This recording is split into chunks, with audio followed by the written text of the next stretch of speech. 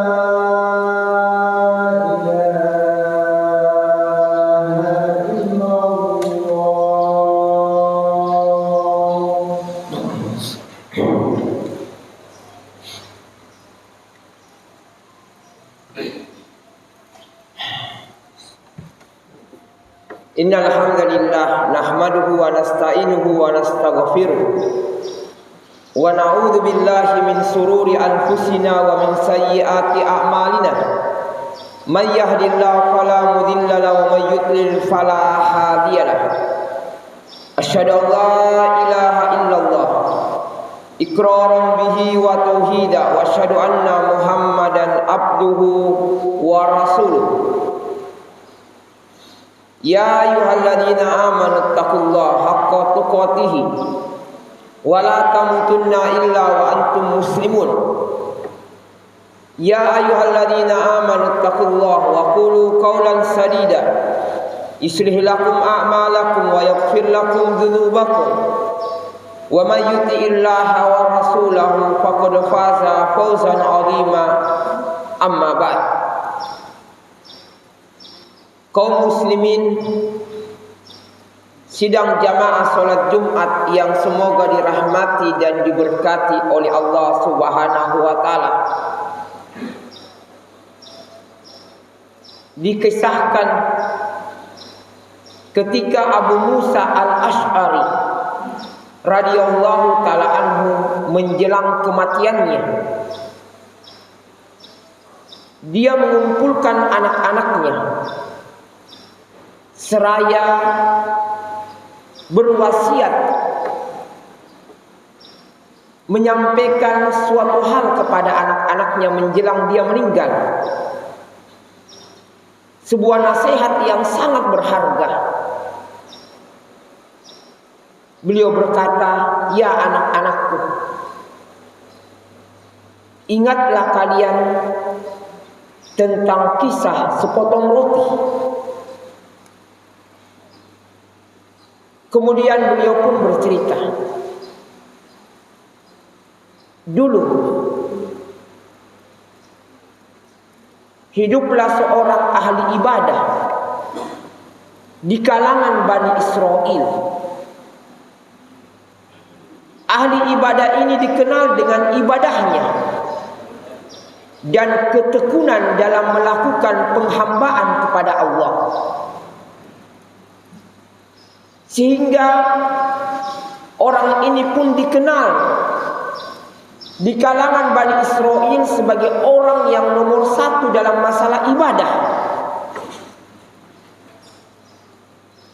Karena kuatnya orang ini dalam beribadah, selama 70 tahun dia tidak pernah turun dari tempat ibadahnya. Di siang hari dia berpuasa dan di malam hari dia beribadah, sehingga tidak ada yang bisa mengalahkan orang ini dalam masalah ibadah. Contoh, cermin dan panutan dalam kuatnya dalam beribadah.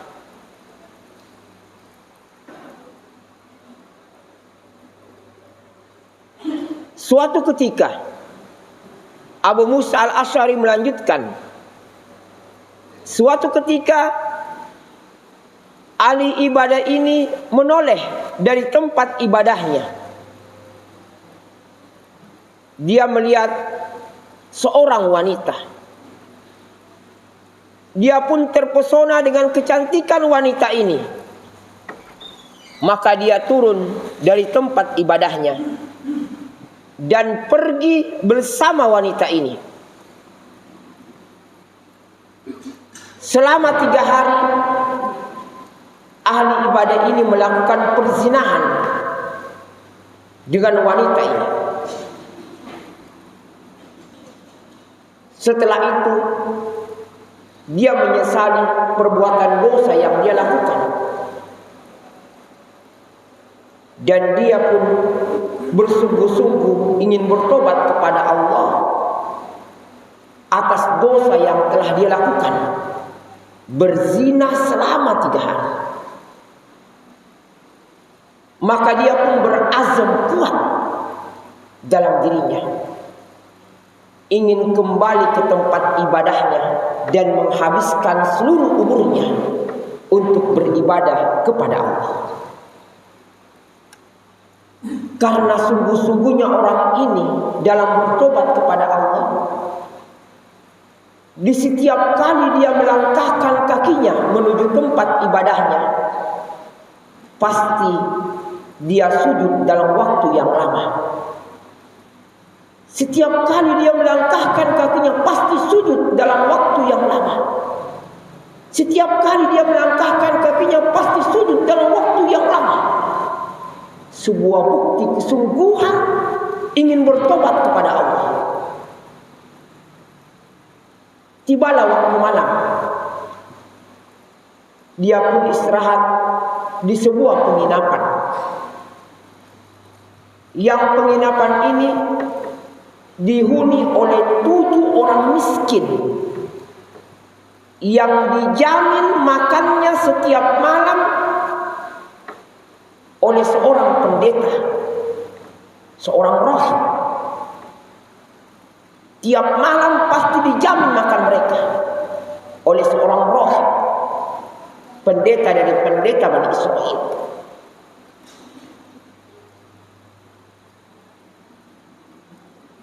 Maka datanglah sang rahib ini, dari kebiasaannya dia akan membagikan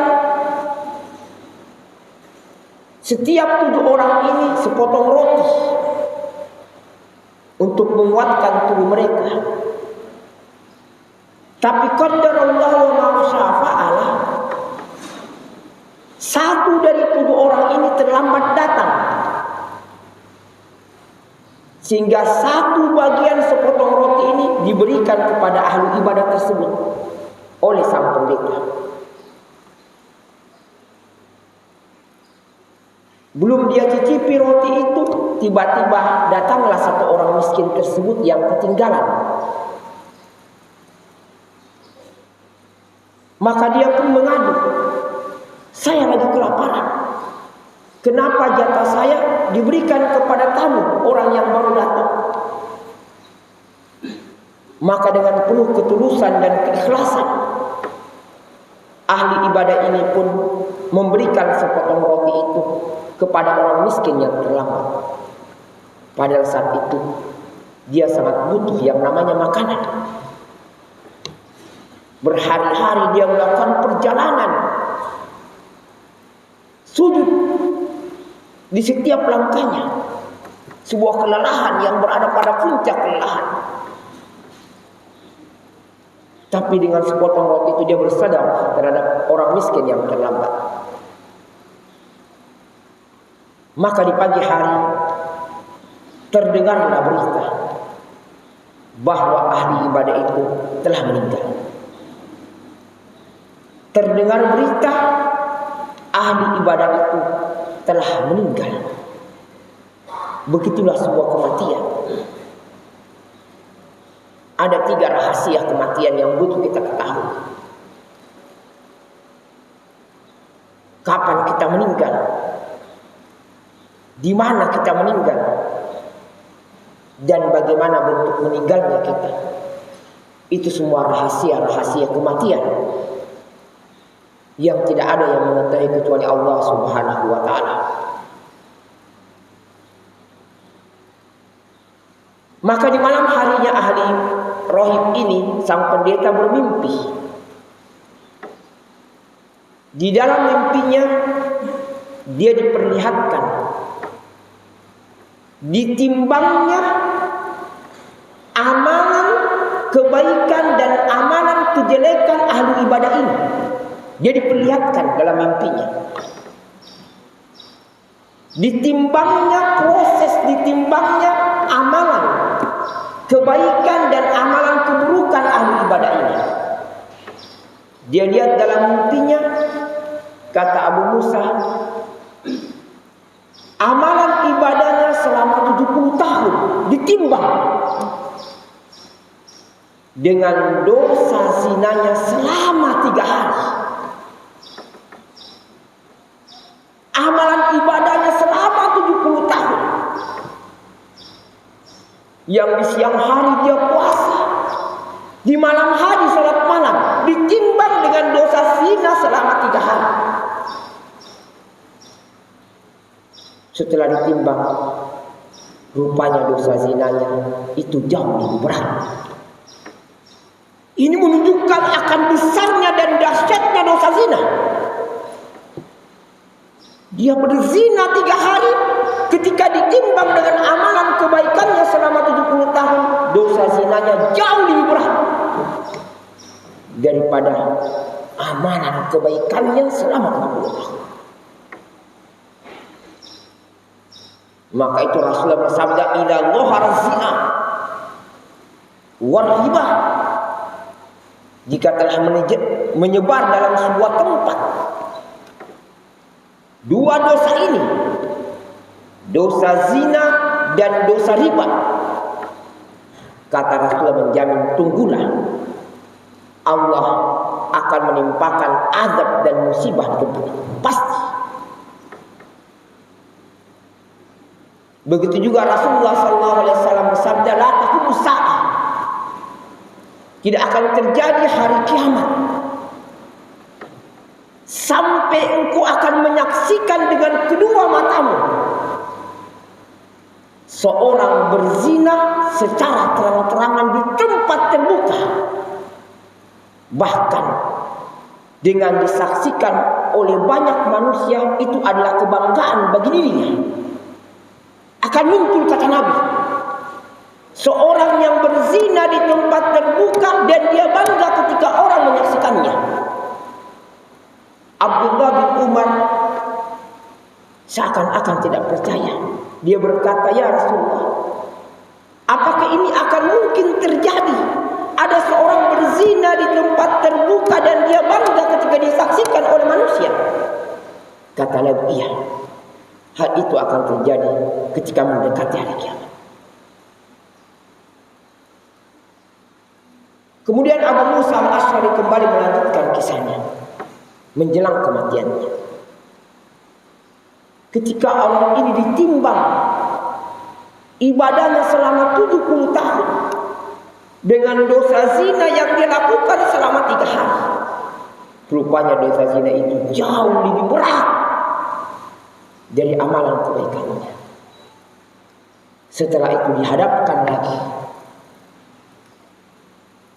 dengan sedekahnya, dengan sepotong roti. Sedekah sepotong roti. Apa nilai sepotong roti dibanding ibadah yang dia lakukan selama 70 tahun puasa dan sholat? Didatangkanlah sedekahnya sepotong roti sebelum orang ini dicabut nyawanya. Ditimbang sedekahnya sepotong roti dengan dosa zina yang dia lakukan. Subhanallah. Rupanya sedekahnya sepotong roti jauh lebih berat mengalahkan dosa zina yang dia lakukan. Dalam kisah ini memberikan pelajaran-pelajaran yang penting kepada kita. Satu, bahaya dari sebuah ibadah yang tidak dibangun di atas ilmu. Karena ibadah yang tidak dibangun di atas ilmu itu tidak akan mungkin membuat rasa takut pada diri seseorang. Ibadah yang dibangun di atas ilmu itulah ibadah yang mencegah seorang dari perbuatan maksiat. Ahli ibadah ini sekedar ibadah saja, ibadah. Tidak ada pengaruh dalam dirinya dalam ibadah yang dilakukan. Dia beribadah sekedar banyaknya. Dia beribadah sekedar diketahui dia paling hebat. Tidak ada buah dari ibadahnya.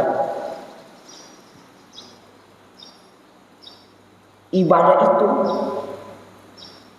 harus dibangun di atas ilmu supaya ada pengaruh dalam diri kita, yaitu adanya rasa takut kepada Allah Subhanahu wa ta'ala. Maka tu Imam Sufyan Ats-Tsauri berkata, "Man afsada min ulama'ina illa shibhul yahud wa man afsada min ubadina illa min shibhin nasara." Kata Imam Sufyan Ats-Tsauri, tidaklah rusak dan ulamanya umat Islam, umat ini, kecuali karena menyerupai orang-orang Yahudi, yaitu berilmu tapi tidak mengamalkan ilmunya. Itulah rusaknya pendeta Yahudi. Dia berilmu tapi tidak mau mengamalkan ilmunya.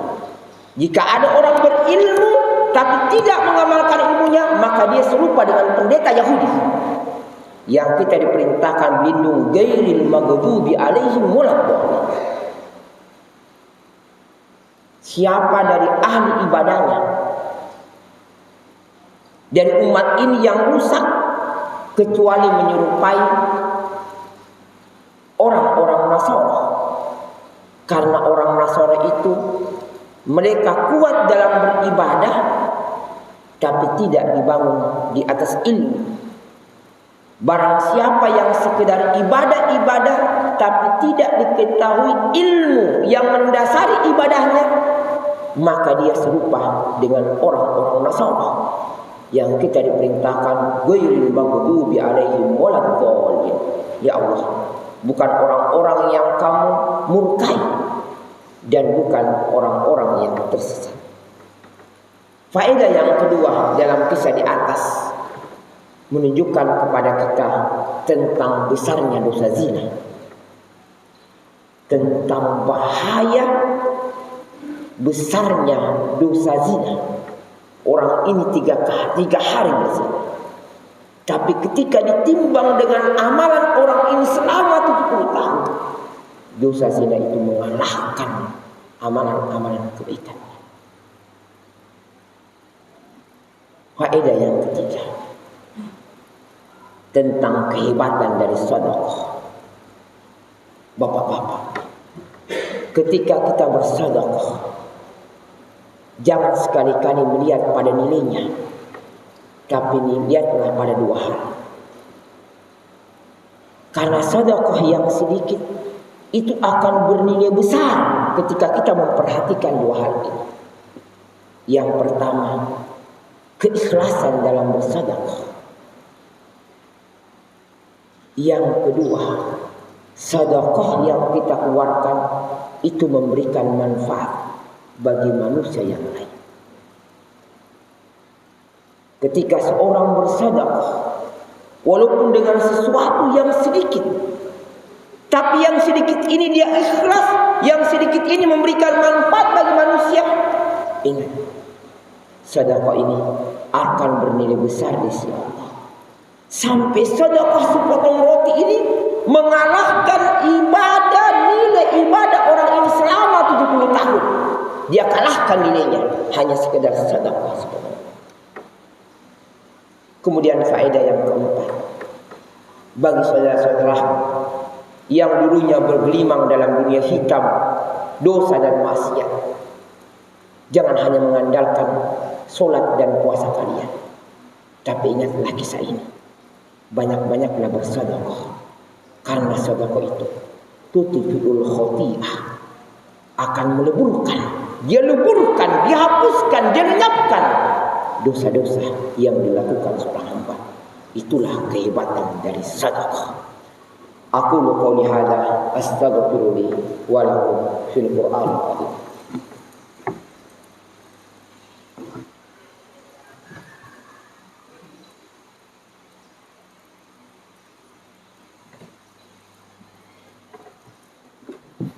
Alhamdulillah hamdan katsiran thayyiban mubarakan fihi kama yuhibbu rabbuna wa yarda. Asyhadu an la ilaha illallah iqraran bihi wa tauhida wa asyhadu anna Muhammadan abduhu wa rasuluh. Allah Subhanahu wa taala berfirman, wa la taqrabuz zina innahu kana fahishatan wa sa'a sabila. Jangan engkau dekati zina. Itu kan menghancurkan, meleburkan kebaikan kalian, menghancurkan nasab dan keturunan kalian, membinasakan kalian. Jangan dekati zina. Allah sebutkan, zina itu adalah perbuatan yang kecil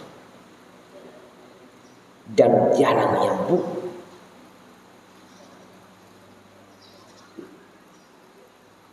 Rasulullah berkisah dulu di masa jahiliyah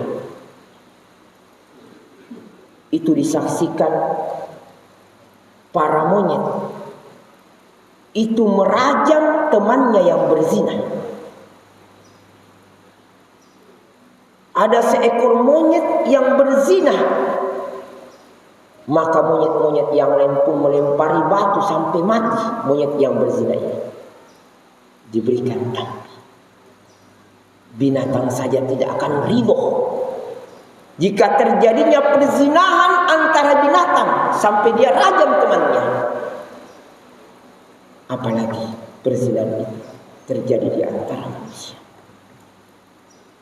Innahu kana fahishatan wa sa'a sabila. Maka agama ini menutup segala pintu-pintu. Jangan sampai seorang terjerumus dalam perbuatan zina yang menyebabkan rusaknya kebaikan-kebaikan yang dia lakukan dan kebinasaan untuknya di dunia dan di akhirat. Marilah kita minta dan mohon kepada Allah Subhanahu wa taala agar kita diberikan kekuatan husnul khatimah di akhir kehidupan kita. Allahumma amitna alal Islam was sunnah. Allahumma amitna alal Islam was sunnah. Allahumma ghfir li wa liwalidayya warhamhuma kama rabbayani shaghira. Allahumma inni as'aluka ilman nafi'an wa rizqan thayyiban wa amalan mutaqabbalan. Rabbana atina fid dunya hasanah wa fil akhirati hasanah wa qina adzabannar. Allahumma shalli ala Muhammad wa ala ali Muhammad kama barakta ala Ibrahim wa ala ali Ibrahim innaka anta Hamidum Majid. Subhanakallah bihamdika asyhadu an la ilaha illa anta astaghfiruka wa atubu ilaik. Wassalamualaikum warahmatullahi wabarakatuh.